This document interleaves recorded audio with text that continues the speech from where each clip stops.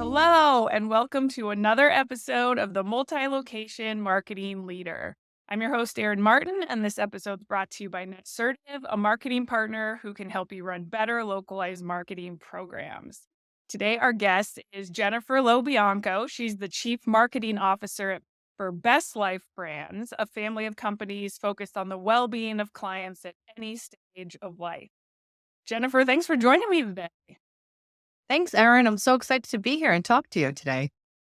Awesome. So before we jump in, can you just give our listeners some of the background about your role and what you do at Best Life Brands? Yeah, of course. Thank you. So, like Erin said, I'm the Chief Marketing Officer. So, I get to work on a lot of fun and different projects here across all four brands. Best Life Brands has ComForCare, CarePatrol, Blue Moon Estate Sales, and Boost Home Health Care. And I oversee consumer marketing, anything that has to do with the brand, our franchise marketing, our marketing training for franchisees, as well as franchise development. So I have the unique pleasure of working with all of our franchisees at our multi-brand franchisor. And I've been here with Best Life Brands for a year and a half now. Awesome.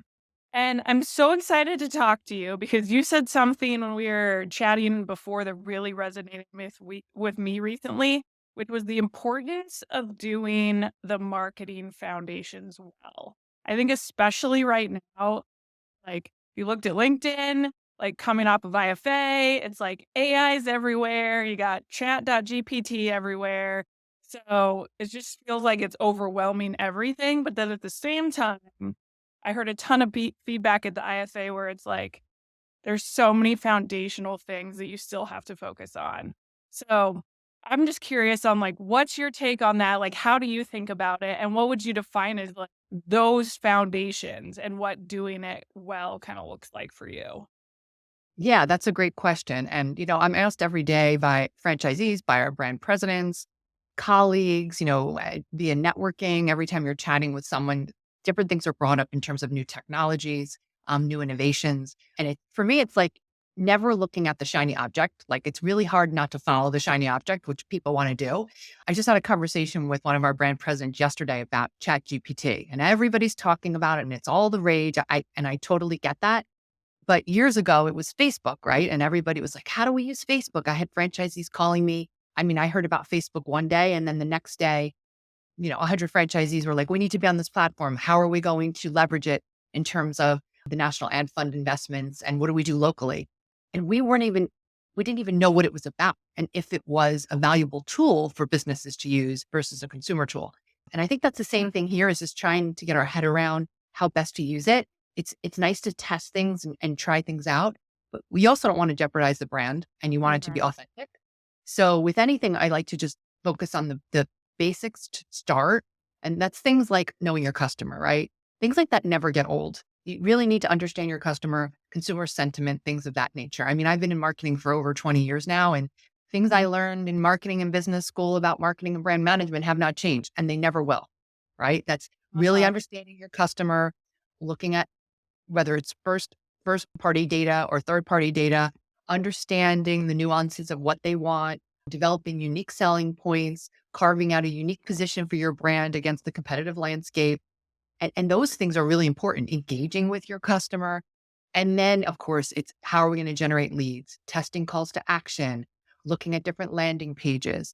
And then eventually, how do these AI tools work within that framework? But if you don't have those elements down and a really good understanding of the framework, adding new bells and whistles on top of something that's not working just is not the right approach. You can't fake it. You can't fake that. So Yeah. having the right foundation in place makes sense first.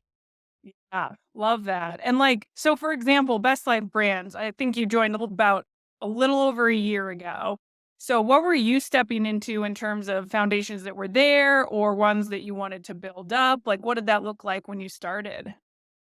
Yeah. So the last few companies I've worked at, I've really approached it looking at, and a lot of people do this. This isn't something unique to how I approach it. However, I might approach it a little bit differently. People, processes, and technology, right? So first, I always look at the people because without having the right people in place in the right positions, empowering them to do their jobs and helping them do their jobs better, you're going to fail. So you can have the most unique and amazing marketing programs, but if you don't have the right people in place, it's not going to work. And that's not only subject matter experts, right? So you have copywriters, the design team, content managers, social media specialists, digital marketing folks. But you also, in my case here, the way I've structured it over time is I have subject matter experts like that, but then I also have marketing managers that focus specifically on the brand. So you think of them, they're kind of like a jack of all trades. I say to people, I've worked at advertising agencies in the past, I've managed them as well. And you think of those as the account person. So you have one account person per brand, but then you have the subject matter experts that they can rely on that has to do with all the support that they need. And I kind of evolved that over time here. I've had a few different structures, even in a year and a half. At the beginning, I thought something would work and it didn't. There's some, employees that can work cross brand functional and it's good for them and it makes sense. And then there's other employees that are really good in a vertical space that focus on one subject or one brand. So over time, that's how I built the team. But again, that's trial and error. That's just, trying different things, moving people around. That's people. Processes, it really comes to, something as simple as you think of like your help desk structure. So when I started at Best Life Brands, as you can imagine, each brand was, acquired by a private equity firm. So they brought their existing and legacy systems to that overarching portfolio. So now you have 4 help desk platforms, let's say, right? Different operating systems, different CRMs. And that's not only hard for a team to get their head around how each one works, but they don't necessarily work with the existing platforms you have or new platforms. So I looked at all the processes and trying to make my team as efficient as possible. And then the marketing technologies, like I said, marketing automation, email platform, CRM. So that's really where you start, which takes a while, really. It probably took the first year for me really to assess all of that. Yeah. Yeah, and especially the processes part, I mean, so much of that is the technology piece, and so for you, what's your process of going about that? Like, is it kind of mapping some flow charts, documenting things, auditing? Like, what does that process look like for you? Yeah, that's a good question. An example of that was on the franchise development side. We were trying to figure out the best way to move our leads to our funnel faster and also make sure that we were passing along the right leads to our sales team. But the first thing was looking at what platforms and technologies we had in place. So our CRM, again, our marketing automation system, and the sales team focused on the sales and training piece of it. And for us, it was looking at the front end, right? So you have a web lead come in, what platforms does it interface with? And then where's the data passed off? So the first thing I did was I had someone on my digital team actually map out a schematic and put every phase and every stage of the process onto slide. And it was interesting because you start off with, 10 boxes. And by the end, you have like 35 boxes of different steps and different stages. And then you realize, okay, this is really much more complicated than it probably has to be. And then Mhm. secondly, it also is across different platforms that might not be as efficient as possible. We might be able to put things here that we didn't think we could, or are these platforms talking together well and in the right manner? And so that was the first step. The first couple months I was here is really having someone do that. And then I can assess everything. And then from there, it was really looking at how we were using each platform and what worked and what didn't. And some of them we still have in place and some of them we have changed, again, based on our needs. And then there's still things that I want to change, of course. I'm looking at right now a 1, a 3, and a 5-year plan for our marketing technology. And that includes getting all the brands on the same systems when it comes to marketing automation. But then in other areas, they're keeping their own platforms for other things. So there's definitely you have to be flexible because not all brands have the same needs. Yeah.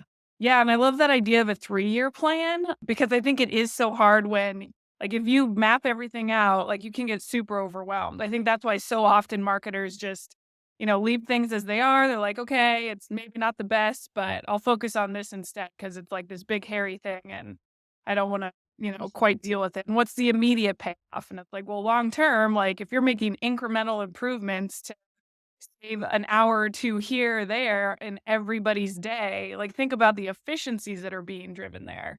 But again, how do you eat an elephant? It's like one bite at a time. You can't, like, boil the ocean. You have to kinda map it out. So I love that idea of, like, that longer term roadmap. It's interesting that you said that, Aaron, because I've learned a long time ago in franchising as well is that franchisees need to make money today. So I might have the greatest long-term plan roadmap that anybody has ever created. But if it's not helping franchisees today, that's not helpful to them. So Yes. while you have these, big audacious goals long term, you have to be developing short term campaigns and programs that help them, whether it's driving revenue or making their lives easier. I have this philosophy of franchisees first, putting franchisees first, because I think we constantly remember that, and I've been in franchising for a long time, constantly remember that, that's critical because there might be some pie in the sky idea. Like, let's say you're building out some AI tool that might take 6 to 8 months to do that. Well, franchisees aren't going to say, okay, Jen, I'll 8 months, tell me, I'll come back and you can tell me what's going on, how it's going to help my business. In the short term, we need to put things in place that constantly help them. And those are things like marketing training, toolkits, giving them all of the tools they need to succeed locally, giving them consultation, input, building out FAQs, building out roadmaps and guidebooks and playbooks for them to take marketing and leverage it locally while we're trying to build out this long-term roadmap. Yeah. Yeah, I love that. And I've been talking to, I think, a few guests on the podcast who have talked about that franchisee first. Like, those are our customers, which integrates so well with the thought of kind of agile marketing. Like, you're thinking about constant value to the customer and how you can do that in the closest loop cycle and just iterate and iterate to continually provide value. Like, that's the sweet. Yeah. And in franchising, the franchisee is our number one customer. So that's our focus is the franchisees because they need to be successful and they're the conduit to the consumer. I mean, we have direct to consumer programs, of course, but a lot of our programs are to franchisees, excuse me, for them to in turn market to consumers. So for Yeah. us, our franchisees are really the number one customer. And so what does that look like for you guys in terms of what the corporate team does on the marketing side and then what you guys coach the franchisees to do on the local marketing side? Yeah. So with every franchise that we have a national advertising fund. And those funds are collected as part of their franchise agreement. And we have a team of marketing advisory council members, both on the franchisor side and franchisee members that are elected. And we meet regularly to discuss the investments that the ad fund is going to make. And those things really need to benefit the entire system. So think of things like whether it's national advertising, it's search engine optimization. It might be a new platform that we want to roll out in terms of marketing campaigns and programs to test different things.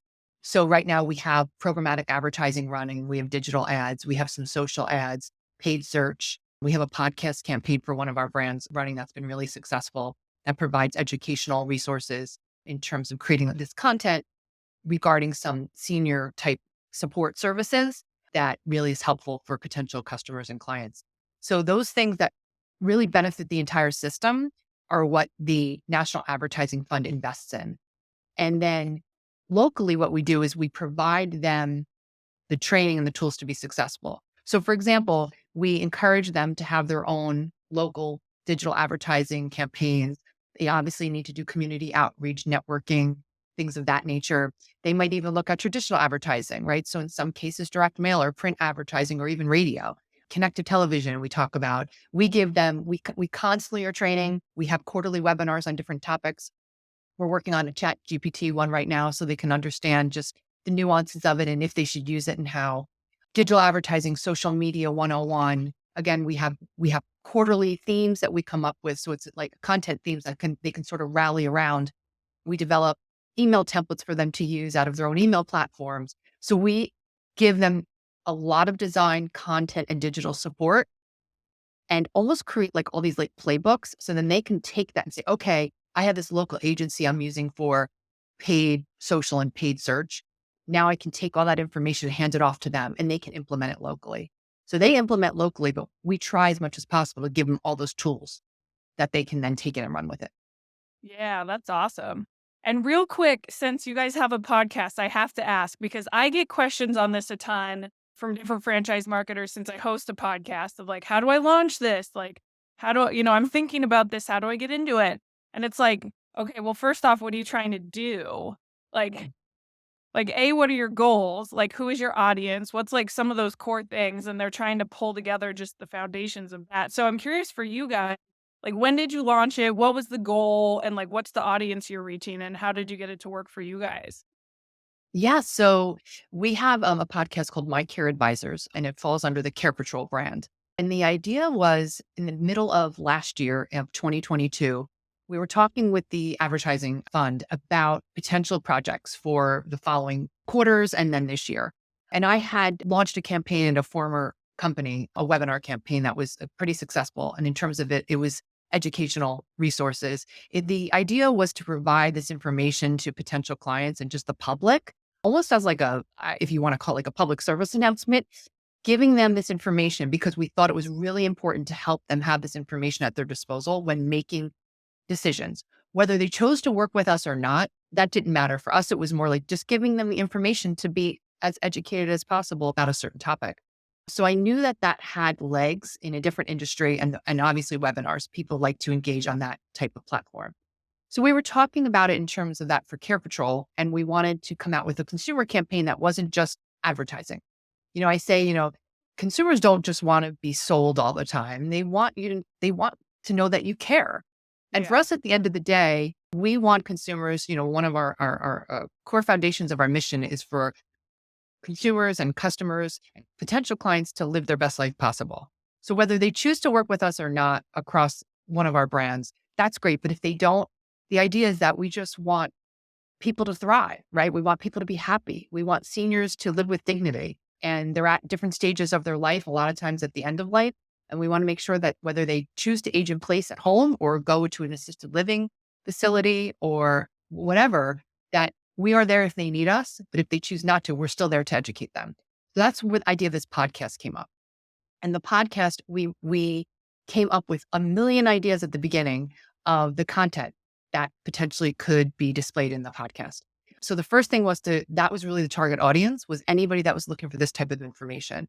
So think about our target audience there could either be someone who is home and found themselves in a situation where they no longer wanted to be at home and potentially wanted to move into an assisted living facility. What information might they need to make the best decision? But then also the children, right, and the family members and their support system that helps make these decisions. So, for example, I'm a perfect example of someone in that sandwich generation. My parents are in their 80s. My mother has dementia. My father's her primary caregiver right now. But it will reach a point in time where they will have to move. Two of them or one of them will have to move somewhere. And this podcast has been invaluable to me personally, and I share it all the time because I learn a lot of different things. I learned about the difference between Alzheimer's and dementia, which I honestly had no idea what it was before I started here. You learn the difference between all different types of facilities and different types of home structures that you can move your parents or loved ones or yourself into and what they look like. So that's the type of content that we started with. We also are constantly scouring the internet to look up trends and content that might be resourceful and helpful to our target audience. And that's how we develop new podcasts. We've had estate attorneys on our podcast. We have our franchisees on there. We have third-party experts all the time. We've had someone from the Alzheimer's Association. So I would say to anybody starting a podcast that, again, like you said, Erin, have the target audience in mind, do research, look up other podcasts, look up topics, look up trends, develop an editorial calendar. So look at 6 months out because every month you don't want to say, what am I going to talk about this month? Mhm. Develop that calendar, who potential guests might be. You can get a lot of guests for free. You don't have to pay them, right? It's just people that love to share information. And then, of course, you want to drive people to the podcast. So we have over 20,000 downloads now in just 7 months. The word got out, people started sharing it. But we also do have a paid advertising campaign that we include messaging about the podcast in there. So I'm excited. I could talk all day about it because it's a very valuable tool for people that are in the market. Yeah, I love that so much because I think the crux of getting back to, like, knowing the customer, like, you guys nailed the educational piece of, like, the gap that's out there, and I think I was just talking to Kimbrough Taylor, the VP of marketing for First Watch Home Care, or First Light, pardon me, Home Care, and he was also saying that, in general, there's a lot of education that goes into this space, like, there's a lot of gaps of knowledge there, and so I love that you guys found that because I think the other piece is people get obsessed with, like, "Oh, how many people are you reaching for your podcast?" And it's like, well, if you're reaching your audience, that is what matters, not just pure reach numbers. Like if you are moving your customer, your client to take a next step or like bridge that educational gap, like that's the successful piece of the podcast, not pure reach. So I love that you guys have like, sounds like nailed that and that it's working for you guys. That's awesome. Yeah, and if you go into it like with anything, if you go into it saying, I'm gonna, get this much revenue out of it or this many leads, that's the wrong reason to go into it. It's Yeah. about content. It's not about selling anything, it's about content. So we Hmm. didn't go into it with the idea that we had a goal for a certain amount of revenue or leads that would come from it. The byproduct of it, because it's been successful and there's a real true need for this content, we've gotten a lot of website sessions. Again, we have over 20,000 downloads and we've gotten leads and actual placements out of it. But that is a byproduct of just having some good content and having an altruistic approach to it. The other nice thing about it is we've been able to do some cross promotion. So even though it's a CarePatrol podcast, we've had ComForCare and Blue Moon Estate Sales guests on there to talk about their services. Because think about it, if you are someone looking to potentially move into assisted living, you have to get rid of a lot of contents in your home. And at Blue Moon, we really do that in a very intimate, private, focused manner that really is very collaborative with the person who's getting rid of everything in their home or helping to sell everything. And it's a very touchy topic, right? Because whether you had a loved one passed away or you're moving, you don't necessarily want to get rid of all this stuff, but you have to downsize. And the way our franchisees deal with it is very delicately. And we talk about topics like that on the podcast too. So it's become a great cross promotion tool as well. And not to mention the wealth of content you then have. I mean, like from a transcript to the actual video. I mean, it's crazy the amount of content. You could use that within advertising. Like, it's just, there's so much once you gather podcast recordings to, content to do with it. So that's Yes, we've awesome. used it in blog posts now. We've used it in social media, email campaigns. You're exactly right. We're developing all of our own content. So we get to use it across all channels. I love that. So, and it sounds like you guys have a lot of awesome marketing programs going. If you had, the top performing kind of workhorse for you that you had to pick, where if you go to another umbrella brand or you're at another brand, you're like, I'm stealing this playbook and absolutely, running this program, what would it be? Like what is the top kind of workhorses for you guys? You know, because I'm talking about the podcast, I probably would, first mention that because again, we learned a lot from that in terms of the type of content that works, what doesn't work, just in terms of people engaging with it and sharing it and viewing it and audio downloads, that type of content. The research that went into it, the agencies that we work with regarding not only the advertising campaign, but helping to manage the content, the guests we've had on. To me, there's just so many learnings in there that I'll definitely take that with me, onward. Like I said, previously, I did a similar webinar campaign and then I took that thinking here, but we changed it into a podcast. So now who knows what it'll be next. It'll probably be something with, again, Chat GPT because we're talking about that.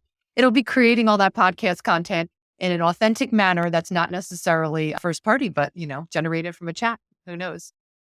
Uh, Yeah. So yeah, how are you thinking about it? Like what's your hot take? You mentioned a little bit before of, how you're starting to think about it and engage with franchisees on it, but what else are you guys using it right now specifically for anything and how are you thinking about kind of testing it? So what's interesting is when I started following it, I guess last November when it initially launched and just following the kind of trajectory of like, okay, this is interesting. What is this all about? And then at IFA, of course, it was like everybody was talking about it everywhere. And prior to that, probably in January, I started just on my own do a little bit of testing just to see what the results look Mhm. like because I was very cautious, I guess. And like, is this really something that we would want to use in our business, not just for fun, like at a party, like, oh, I'll put my name in and see what comes up. But so it's been interesting to me just to see the evolution over the past few months. The first thing I did was I saw this list, and I can't even give the person credit because I can't remember who it was on LinkedIn. And they just said, like, the top 20 AI tools that you need to know about today. And this was in early January. I sent it to my team and I said, everybody take a couple of these and look into them. And at our next meeting, Mhm. I have a meeting every Monday with my marketing department. And it's not meant to be a status update. I can read a status update. These Monday morning meetings is about for us to share. So I said, I want everybody to come back and explain to everyone else what they are and how we could use them. So that was in January. They came back, and the immediate ones we could use were ones that had to do with design, right? So the design Mhm. team really looked at those and said, okay, these are things that we can use today. Whether it was a way to, make video editing much easier, podcast editing much easier, taking out like the background noise, adding in special effects. Like these were things that they could do immediately in-house. They didn't have to really train on them. Our digital designers could use them really quickly. Then there's other things that we haven't used yet. Like I'm really intrigued by those that have to do with making your meetings more effective and Mm. like taking, like you can use, artificial intelligence to help you make your meetings more productive. So they can be listening to you and I talking right now and then actually developing a transcript from it and a follow-up article about what you and I just talked about. So I find that very interesting. So we're looking at things like that. And, that to me is of course it saves time, it saves the team time, but it creates content, right? But we haven't used it yet. We're testing these things, but we haven't used it yet. Because I find that so intriguing. Someone else said to me, there's something where if you can't be in two places at one time, you can send your AI tool to a meeting for you on your behalf and then come back and give you, notes or how you would interpret the meeting. I find that so interesting. Yeah, I think Um, that was Patty Rother with Otter, was the tool Otter, I think. I The don't AI. remember the name of it. It I may have haven't been. tried it yet. I want to, but I haven't yet. That's why it's overwhelming. I took that list of 20 and I said, let's start with this. And then of course, chat GPT, that I've only used myself and my team has used just for fun. But the results have been, the results have been pretty accurate. Of course, I'm thinking of it in terms of, will everybody end up having the same type of content then, right? Like if we take the result and put it on a blog and then you take it and put it on a blog, it's like not authentic then. So I Yeah. think the uniqueness of it, we're trying to figure out when and how to use it. Our franchisees have been asking about it, like, can I use this to generate social media posts? Can I use it to generate replies to customers and email?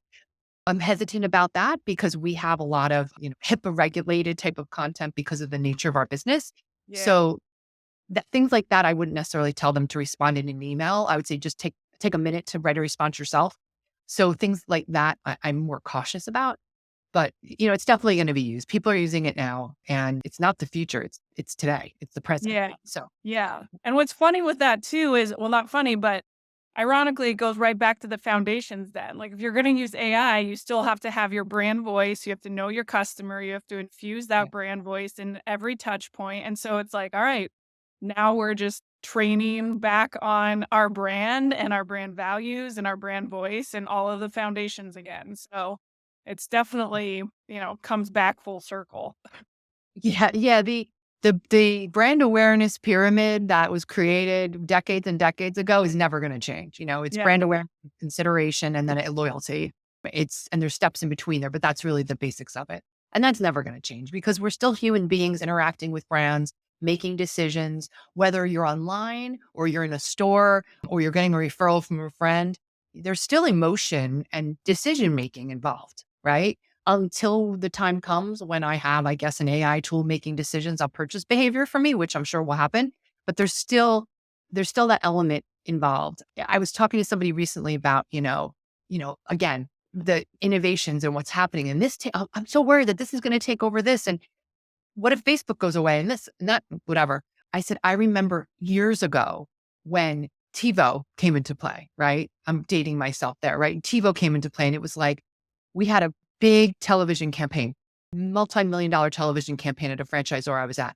Well, now TiVo is going to start and people are going to skip commercials. What are we going to do? TV's gone. Nobody's ever going to watch television again. Well, first of all, TV is not gone. People still watch traditional television. There's still a lot of television with commercials.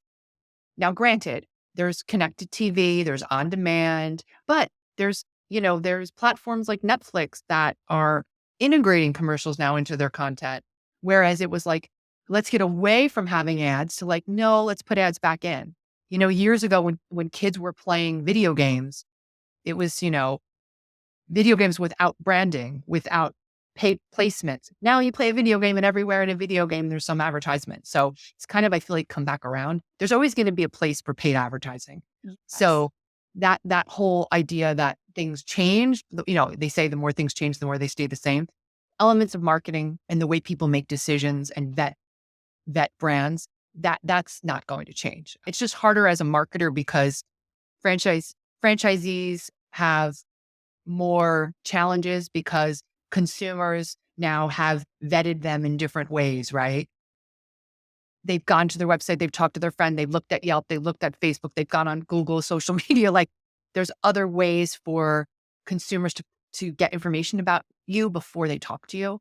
So we just try to help them with all of that as well. Yeah. Yeah, the proliferation, data at our fingertips, convenience at our fingertips. I mean, truly the life that we are living and like the technology transformation in our lifetime seems like some of the biggest in history. Mhm. And so when you think about just that changing consumer, you're so right of making sure that a digital presence is so buttoned up because they're going to go everywhere else besides a direct relationship first and Mhm. then enter into a relationship. So it's a different way of thinking about it, even though the conceptual foundations are the same. Yeah, it's exciting. It's challenging and exciting all at the same time. So it's fun and stressful, but it's the way the world goes. And it's like you have to jump on the moving train and decide what you can do with that information today, or you might want to shelf it and for the future. And that's it. I think you just need to do what's best for your company. Yeah. And what's best for your company or brand at that point in time, too. Like you kind of mentioned team members and how you've shifted things around. I know personally for me, having a different skill set, if someone leaves and a new member comes, like, it completely changes the dynamic of a marketing team when you're dealing with different skill sets. So it's like skill sets can change. You could acquire a new brand and then you're dealing with something completely different. You could grow, you could retract. Like, there's so many different points that you'll have to just reevaluate everything as well as you go too. So, Yeah, that's interesting that you brought that up because as soon as you have a plan in place and something's you think working well, then something else gets thrown in and you get like that fifth ball to juggle and you're like, okay, wait, I was doing really good with four balls. Like, how do I figure out how to do it with five without another hand? Like, it's like, okay, I'm going to work this yeah, in. And nailed it. yeah, that's the fun part of, I've never worked at a multi-brand company before.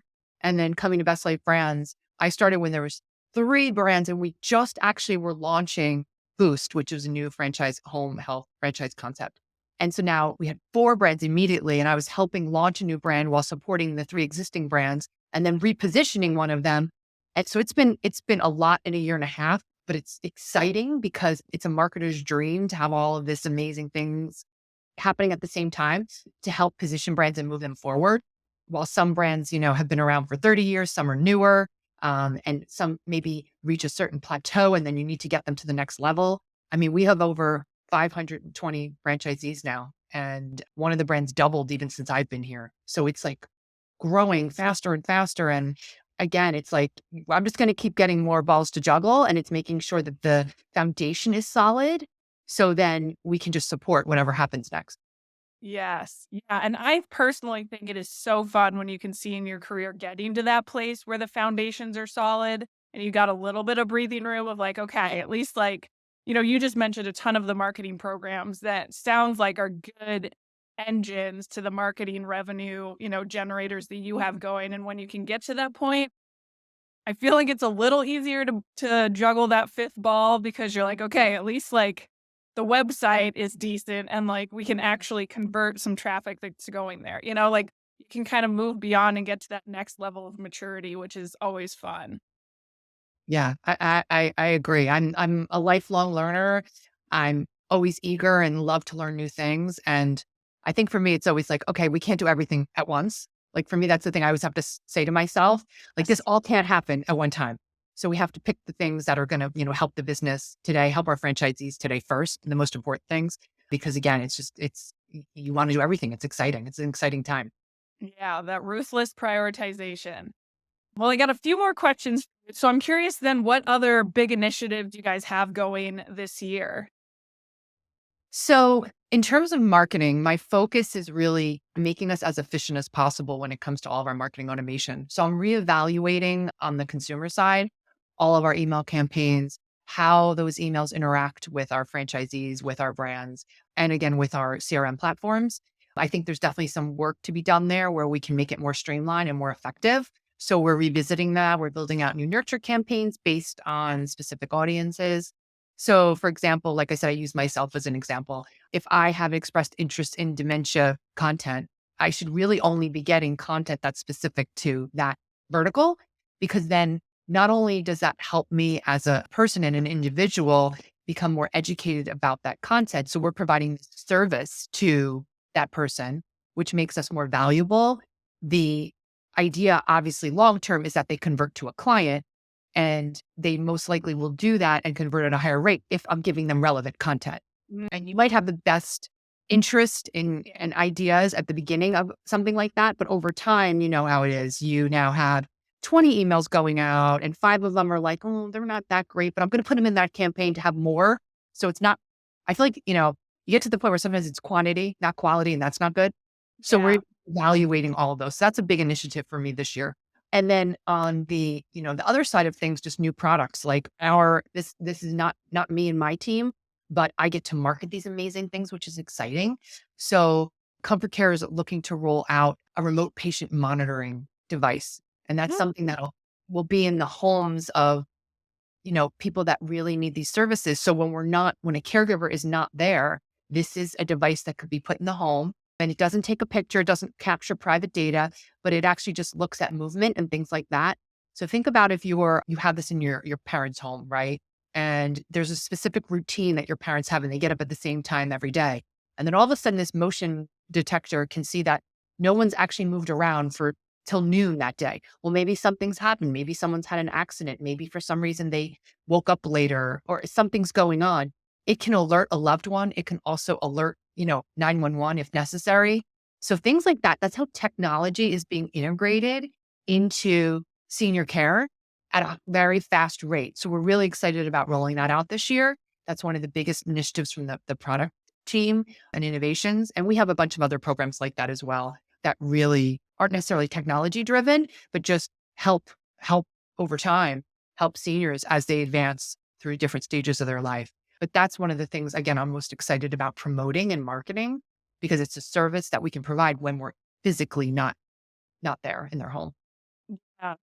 Yeah, and that I mean, I think that would probably hit home for so many people and that they've had some experience where they've had a grandparent or a parent that has had that issue, like something's happened and they've been on the ground because they fell for way too long, just like makes your heart hurt. So that's a Yeah. very cool product to be working on. Yeah. I can't wait to be able to market it and get the word out there and help educate consumers about that because I do think it'll be a game changer in terms of being able to provide that service. Yeah, that's awesome. All right, I've got one last question for you, which is a question that I ask everybody, which is what does being a great marketing leader mean to you? That is a good question, Erin. Wow. You know what? I think I would say the number one word would be empathy, whether it's empathy for a customer, right? So what are they going through, especially in this business, right? Senior care services. What are they going through?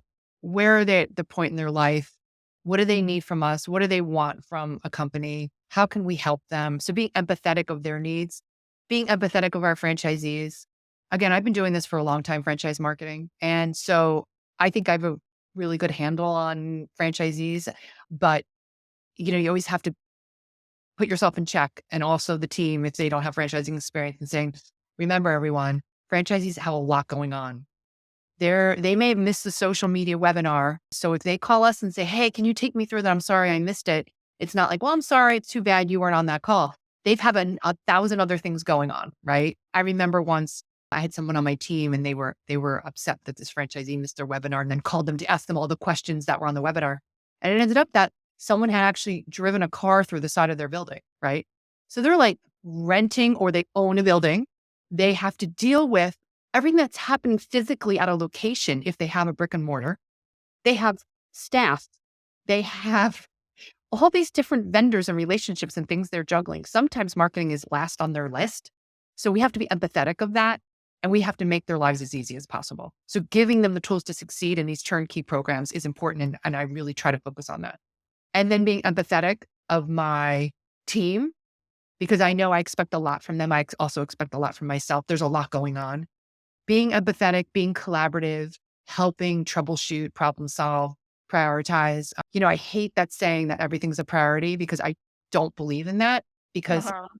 priorities are, to me, they are a vertical list, not a horizontal list. And when Yes. I've had people say to me in the past, everything's a priority, and I'm like, I will, when that word comes out, when that comes out of my mouth to my team, I'm like, sorry, that's not, I don't want to ever say that to you guys, because it's not, because there is a list and something does have to happen first before the next thing can. So I try to be as empathetic as possible. Again, to consumers, our public, our franchisees, our team members. And then I think at the end of the day, it's being empathetic to yourself, right? It's just Yeah. self-care, self-care, definitely, just making sure that you check in with yourself. Put your So yeah, oxygen mask on first. yeah, it's a big part of it in any business, but in marketing, we're moving at a million miles an hour. Great Yeah. question. Yes. And yeah, I mean, I can tell just your story about the collaborative piece of here's 20 AI tools. Like you guys go do the research and like bring it back. Like that seems like such a collaborative and fun marketing team to be a part of. So thank you so much for joining and sharing all of your wisdom. I had an awesome time today. I feel like we could talk for a long time. So might have to have you back to cover more later on. It would be my pleasure. And this was really a great fun today. Thanks, Erin. Thanks, Jennifer.